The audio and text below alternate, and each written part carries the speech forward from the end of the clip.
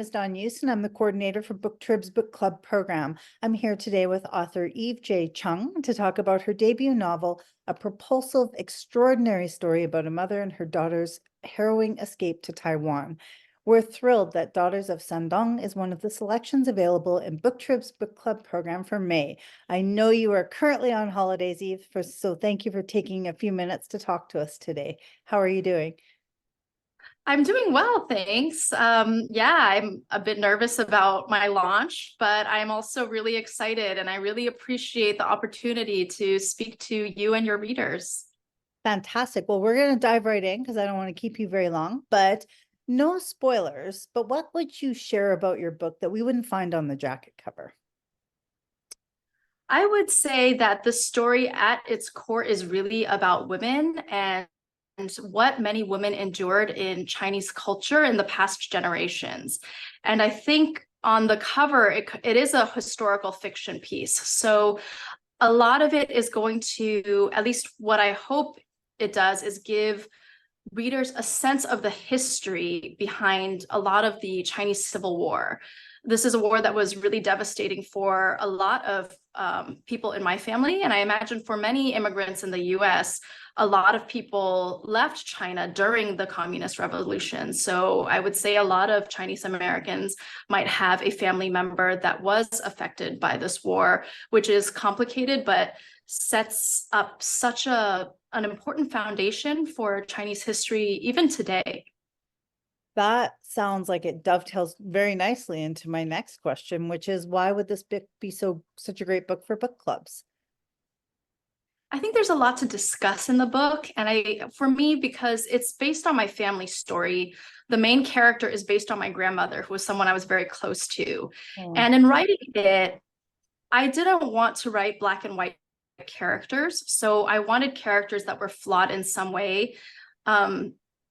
And the conflicts between them to be more complex. So I think for book clubs, there's a lot to talk about in terms of, did this character make the right decision?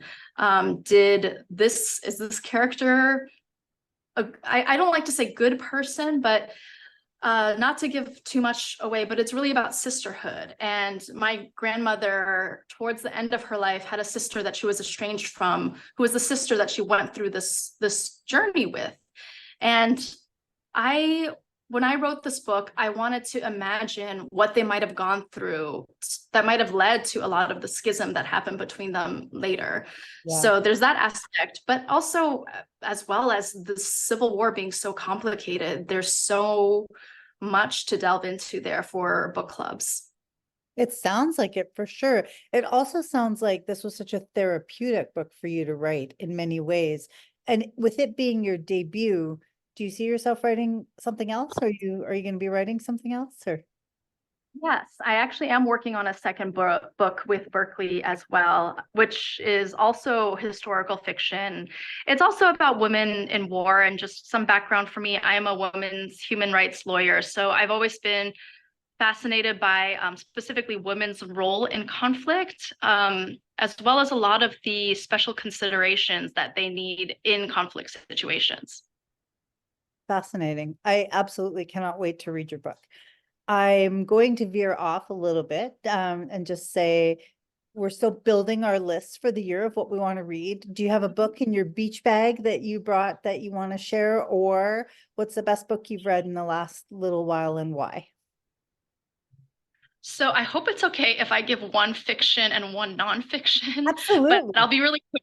Yeah. So for fiction, I have to say Shubnam Khan's book, The Jinn Waits 100 Years, really blew me away because it's unlike anything I ever read. So it takes place in kind of a haunted house in Durban, South Africa, but it's a blend of like a mystery and a love story. And I think what the author does well is she says she tried to write a love story, but you can't write a love story without writing a life story. So it's hard to get it in a nutshell, but it's just this book that's weird in a fantastic way. So yeah, I highly recommend that one.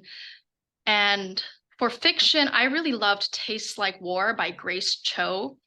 And that is about a woman whose mother, or it's a memoir. It's the author's experience caring for her mother when she had schizophrenia.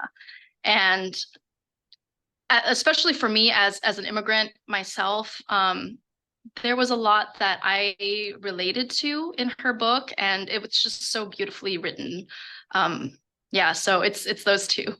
Absolutely. Thank you. I need to add both of those to my list, apparently. I'm sure I would love to talk to you all day, but I know you are going to go enjoy some sun and some time away before you come back for your book launch. So we'll wrap this up, but I just wanted to thank you again for taking time to talk to us today. Thank you so much for having me, and thank you for your time as well. No, my pleasure. Congratulations on your debut. For more information about Eve's book, please check out the book club page on the booktrib.com website.